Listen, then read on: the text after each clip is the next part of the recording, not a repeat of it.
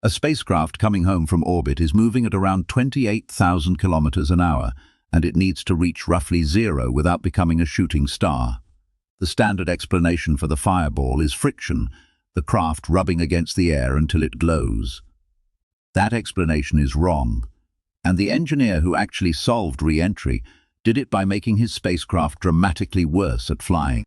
To be fair, friction is real, and it does contribute a little. Drag anything through air fast enough and the surface warms up. But here, friction is a rounding error. It comes nowhere close to explaining a heat shield glowing at a couple thousand degrees. Something far more violent is happening in the few centimeters of air directly in front of the vehicle, and it has nothing to do with rubbing. Here is the actual mechanism. At 28,000 kilometers an hour, the spacecraft is moving faster than the air in front of it can possibly get out of the way. So the air doesn't flow around the craft. It piles up. The vehicle slams into it and compresses it into a thin, dense wall, faster than the gas can escape sideways. And compressing a gas does something specific. It heats it. Anyone who has pumped up a bicycle tire and felt the pump get warm has run this experiment. Squeeze a gas into a smaller space and its temperature climbs. Except a spacecraft isn't gently squeezing air, it's crushing it, continuously, in a standing shockwave that never lets up. All the energy of that motion has to go somewhere, and it goes straight into heat. The numbers are genuinely absurd. The compressed air in that shock layer reaches several thousand degrees. For a capsule from orbit, hotter than molten steel. Coming back from the moon, Apollo hit the atmosphere at nearly 40,000 kilometers an hour, and the gas in front of the heat shield briefly glowed hotter than the surface of the sun. The spacecraft, ideally, did not. So, if the enemy is compressed air piling up in front of you, the obvious answer is to be sleek. A sharp, needle-nosed spacecraft that knifes through the atmosphere like the tip of a fighter jet or a missile. This is exactly what the early engineers assumed. It is also completely backwards. And the missiles they built on that assumption kept melting their own nose cones off. In 1951, a NACA engineer named Harry Julian Allen worked out why. A sharp nose lets the shockwave sit tight against the vehicle, pouring all that heat straight into the structure. A blunt, rounded shape does the opposite. It forces a detached shockwave to stand off in front of the craft, a cushion of superheated air held at arm's length. The fix was to stop being aerodynamic. That standoff shockwave is the entire trick.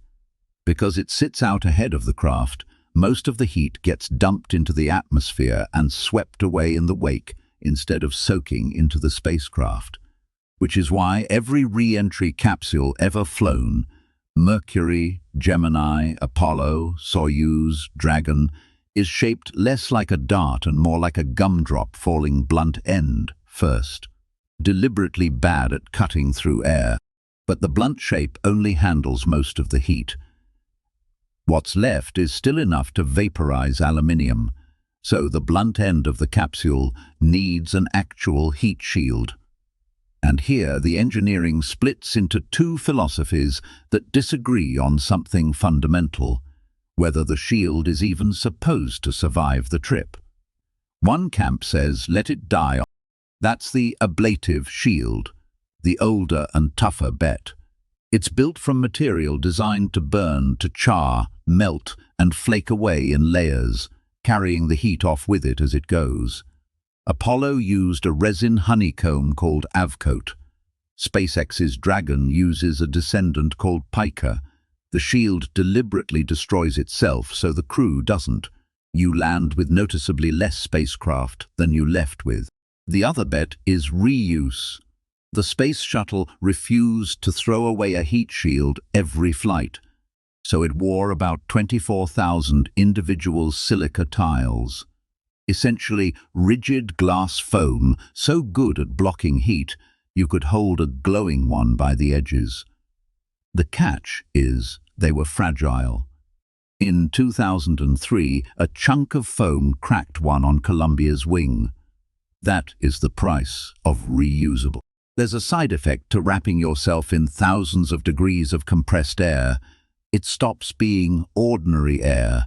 The heat tears electrons off the molecules and turns the shock layer into glowing plasma, and that plasma is opaque to radio.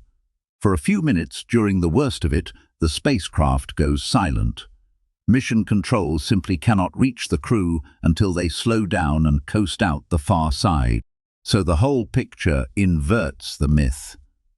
The heat isn't friction, it's compression. Air crushed so hard it glows. You don't survive it by being sleek. You survive it by being blunt enough to hold the fireball at a distance.